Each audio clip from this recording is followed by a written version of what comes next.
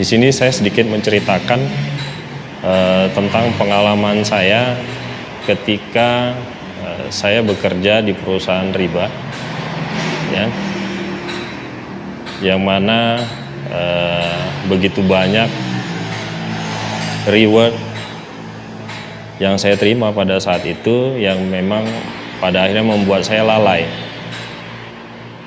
untuk terus melakukan, ya, efek kecanduan, ketagihan,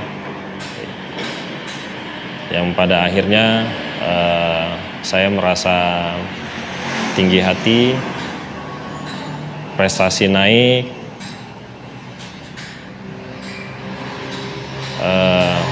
hingga mencapai posisi yang mungkin banyak diidamkan oleh banyak orang, yaitu posisi puncak, dan itu sudah saya dapatkan. Ya, saya sudah dapatkan. Namun ternyata apa yang saya dapatkan itu mungkin ya sebagai bentuk istidraj dari Allah. Saya tidak menyadarinya. Begitu bahagia, senang pada saat itu, ya, uang ada, harta ada, semuanya serba berkecukupan. Ya, ternyata pekerjaan yang saya jalani ini ya pekerjaan yang memang benar-benar dilarang oleh Allah Subhanahu wa taala. Dan flashback kembali ke belakang, yang terakhir di perusahaan sebelum saya benar-benar meninggalkan riba, saya termasuk bisa dikatakan berprestasi di perusahaan. Untuk di cabang Takengon yang saya pegang, saya berhasil menjadi cabang terbaik ketiga di sub regional Sumatera, dan cabang kedua secara nasional yang berhasil melunasi hutang-hutang cabang ke pusat. Itu yang termasuk cabang yang kedua. Dengan alasan seperti itu perusahaan mempertahankan saya, ya, sampai pada akhirnya saya semakin dalam terjerumus, semakin tinggi hati, semakin merasa hebat. Ya, ketika hidayah itu datang, ya, banyak yang mencibir saya, terutama dari rekan-rekan kerja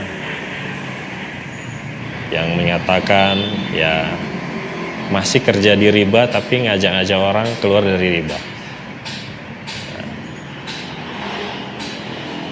Tapi alhamdulillah Allah bantu saya, karena di setiap sholat saya memohon kepada Allah, ya Allah, mudahkan saya untuk keluar dari jerat riba.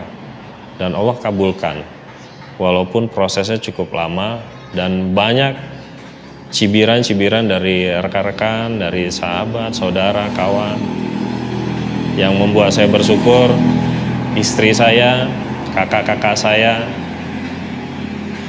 mendukung penuh niatan hati saya untuk keluar dari pekerjaan riba ini. Alhamdulillah,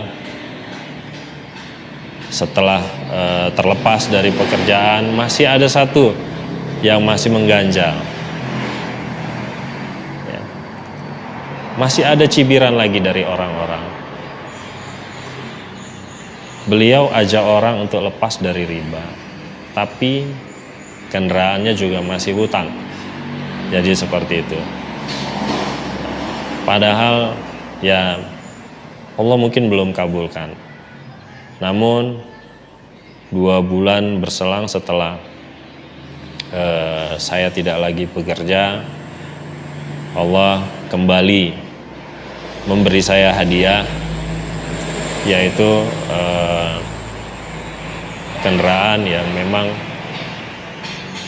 kemarin saya beli secara kredit, pastinya itu bisa saya jual. Dan alhamdulillah saat ini saya benar-benar sudah terbebas dari pekerjaan riba dan hutang riba. Alhamdulillah, ini hadiah yang memang Allah berikan untuk saya. Walaupun konsekuensinya sahabat, teman yang dulu begitu akrab dengan saya selama menjadi pekerja riba, satu persatu mulai meninggalkan saya. Namun Allah menggantikan dengan teman-teman baru, saudara-saudara baru. Satu pergi, 10 yang datang. Ya, itu yang sekarang saya alami.